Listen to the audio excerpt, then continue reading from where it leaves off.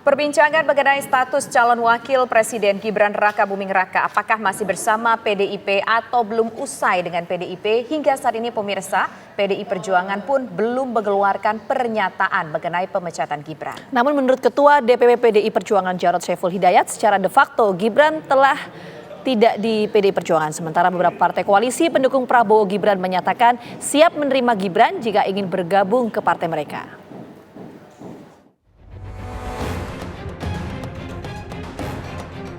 Keputusan putra sulung Presiden Joko Widodo, Gibran Raka Buming Raka, menjadi calon wakil presiden mendampingi Prabowo Subianto hingga kini masih menjadi perbincangan. Jalan yang diambil wali kota Solo itu mengundang berbagai reaksi, apalagi dari PDI Perjuangan yang menaunginya. Ketua DPP PDI Perjuangan Jarod Saiful Hidayat pun mengemukakan kekecewaannya dengan keputusan Gibran. Menurut Jarod, Gibran merupakan salah satu kader potensial. Setelah deklarasi Prabowo Gibran, hingga saat ini status Gibran masih dipertanyakan.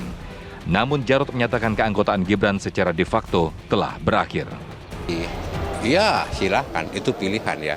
Itu hak dari masing-masing orang. Dan keputusan MK memperbolehkan seperti itu. Bagaimanapun juga ya, monggo silahkan ya. Ini satu hal yang ya sering terjadi di dalam politik. Tetapi ini pelajaran yang kurang baik ya bagi proses demokrasi kita yang di dalam pelaksanaannya ini bertentangan dan menabrak aturan yang ada, konstitusi ya. Dan ya kita semua ya monggo silakan. Kalau status yang bersangkutan itu serahkan pada Pak Rudi ya. Yang jelas secara de facto beliau sudah izin dan sudah keluar dari PDI Perjuangan. Tergantung sekarang niat baik dari beliau, dari Mas Gibran untuk bisa menyerahkan kembali KTA kepada Mas Rudi, dan mereka sudah berkomunikasi ya, Mas Rudi dan Mas Gibran. Tetapi sikap partai jelas kita akan tetap membackup, mengawal dan mensukseskan program-program baik di Solo maupun secara nasional, Pak. Sebagai kader PDIP, Wali Kota Solo ini dituding tidak sejalan dengan kebijakan partai yang mengusung calon Presiden Ganjar Pranowo. Meski tidak dipecat, sejumlah kader PDIP terus mendesak agar Gibran mundur dari partai. Bahkan Partai Golkar yang merupakan bagian dari Koalisi Indonesia Maju pun menyatakan siap menerima jika Gibran memilih keluar dari PDIP. Walau tentu saja Golkar menyerahkan keputusan itu kepada Gibran. Gibran memiliki hak politik dan hak konstitusi untuk memutus serta kebebasan untuk memutuskan dia nanti akan bergabung di mana, apakah tetap di PDI atau nanti akan bergabung di Golkar atau bergabung di partai mana. Sampai hari ini fokus kita hanya pada satu hal terlebih dahulu, bagaimana bisa memenangkan Pak Prabowo dan Mas Gibran. Terkait positioning beliau di partai mana segala macam, saya pikir itu tidak terlalu menjadi permasalahan yang terlalu besar bagi kita. Yang terpenting kita jalan dulu, tim ini harus bergerak secara solid. Kesan tidak tegas PDIP terhadap status Gibran Raka Buming Raka ini bukan tanpa alasan. Dari analisa pengamat politik Burhanuddin Muhtadi, PDIP terkesan berhati-hati karena khawatir akan ada dampak yang ditimbulkan pada pemilu 2024 mendatang. Tapi Mas Gibran menjadi pesaing utama dari capres-cawapres yang resmi diumumkan oleh DPP PDI Perjuangan. Nah, pertanyaannya mengapa sikap dari elit PDI Perjuangan itu relatif mendua dibanding dengan sikap DPP PDIP terhadap kader lain. Nah, saya melihat faktor elektoral. Jadi dari sisi elektoral, suka tidak suka, diakui tidak diakui, ya kontribusi dari Pak Jokowi terhadap elektabilitas PDI Perjuangan masih sangat tinggi. Jadi survei indikator yang kita rilis beberapa hari lalu itu menunjukkan per hari ini PDI Perjuangan mendapatkan angka 25%. Ya, jadi ada responden 25%-nya punya intensi memilih partai ini, dan alasan memilih PDI Perjuangan terbesar kedua adalah karena faktor suka Pak Jokowi.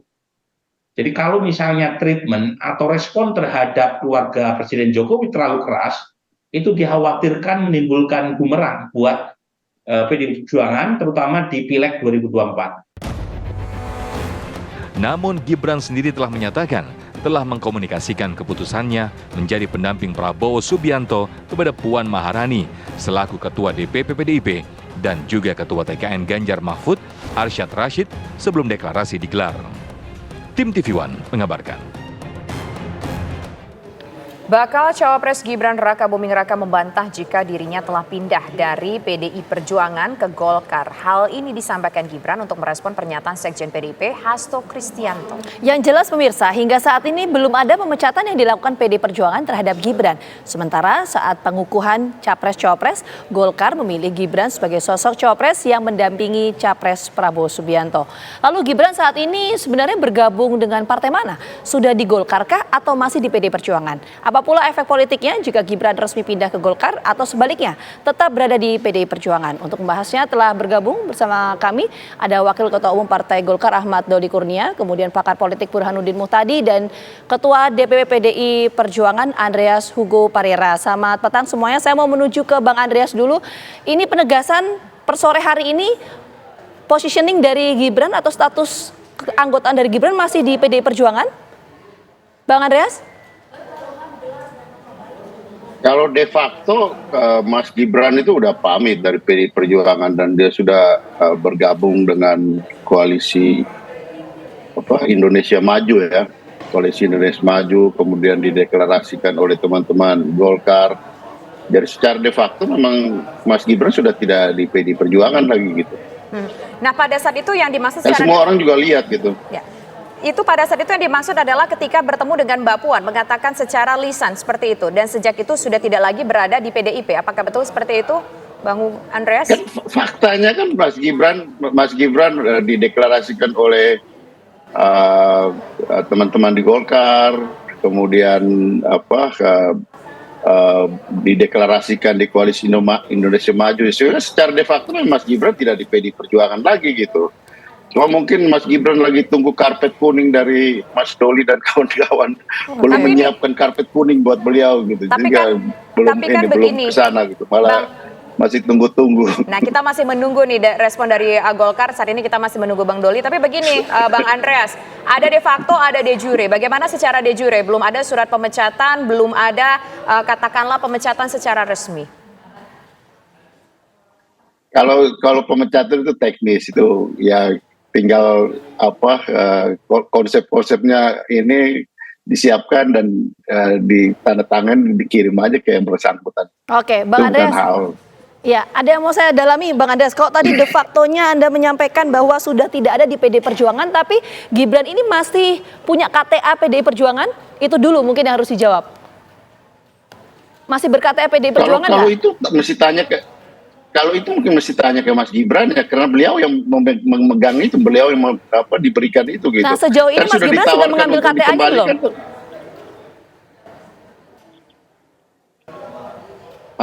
Halo, Bang Andreas? Iya. Sejauh ini Mas Gibran sudah mengambil KTA-nya belum? Kan KTA itu kan diberikan kepada Mas Gibran gitu. Dan bahkan ditawarkan oleh Mas Rudi Solo untuk dikembalikan. Tapi Mas Gibran yang belum mengembalikan itu gitu. Oke. Baik, sekarang saya ingin tanya ke Mas Gibran, apakah KTA-nya masih disimpan atau enggak gitu. Oke, baik. Sekarang saya ingin menuju ke pakar politik, ada Prof. Burhanuddin bersama kami. Kalau melihat dari apa yang disampaikan Bang Andreas secara de facto sudah tidak lagi berada di PDIP, tapi KTA-nya berdasarkan anjuran salah satu politisi PDIP juga sebaiknya diserahkan begitu, kembalikan kepada PDIP. Tapi sampai sekarang KTA-nya belum dikembalikan kepada PDIP. Mas Burhan. Ya, ini drama Gibran dan PDI Perjuangan saya terlalu berlarut-larut ya. Bahkan mengalahkan episode sinetron tersanjung. Sebenarnya simpel ya.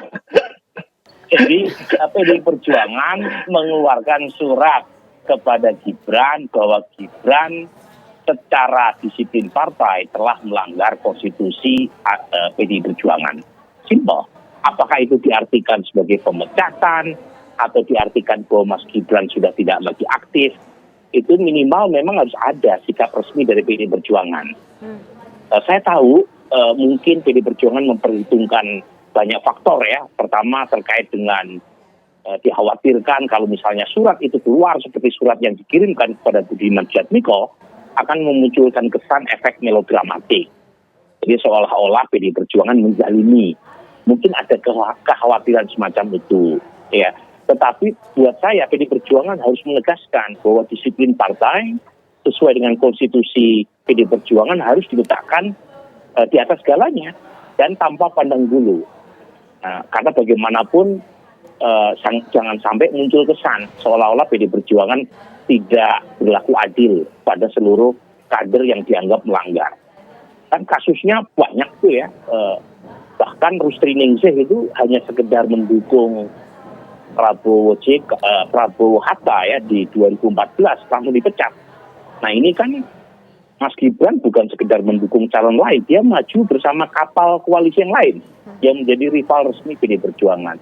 Tetapi memang kekhawatiran tadi membuat kedua belah pihak itu saling menunggu. Mas Gibran-nya tidak buru-buru menyerahkan KTA-nya, PDI Perjuangan juga terkesan lunak, gitu ya. Dan akhirnya masing-masing seperti playing victim supaya tidak disalahkan oleh publik. Padahal menurut saya sih kalau ukurannya adalah disiplin partai sih udah bisa dikeluarkan surat penegasan bahwa Mas Gibran secara de facto maupun de jure bukan lagi kader PDI Perjuangan. Baik, kalau dengan kondisi menggantung seperti sekarang, dampaknya apa ke PDIP dan dampaknya apa ke Gibran? Karena kan dua-duanya nggak mau dianggap dalam tanda kutip buruk oleh publik.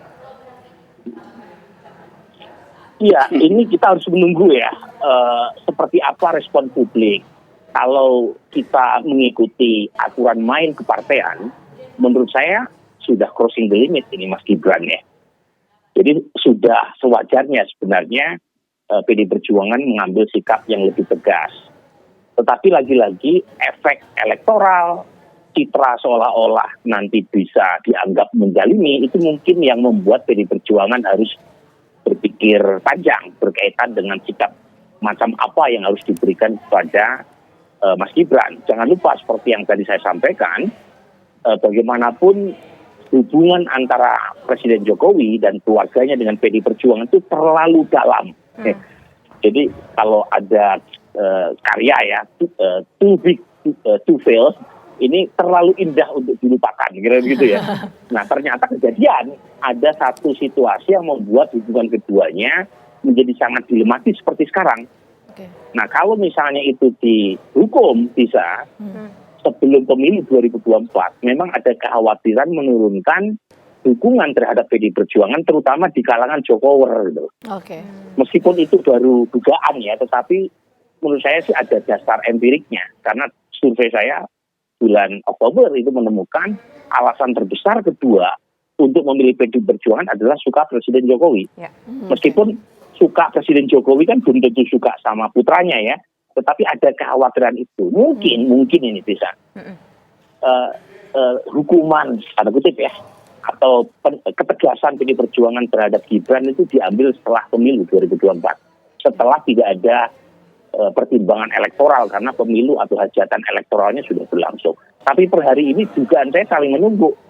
Mas Gibran sendiri kan katanya mengaku akan datang ke Mas Rudi ya untuk menyerahkan KTA. Saya tidak tahu, mungkin Bung Andreas bisa menyampaikan. Perasaan saya belum diserahkan ke KTA dan belum menghadap Pak Rudi ya, dengan alasan sibuk atau apa. Tetapi poin saya dua-duanya terkesan saling menunggu, dua-duanya terkesan playing victim. Kedua-duanya saling menunggu dan tadi ada pertimbangan soal efek elektoral ya dari PDI Perjuangan sehingga berpengaruh terhadap sikap resmi dari PDI Perjuangan. Nanti saya akan tanyakan ke Bang Andreas, tapi kita jeda dulu. Kabar Petang akan kembali hadir saat lagi untuk Anda. Tetap bersama kami.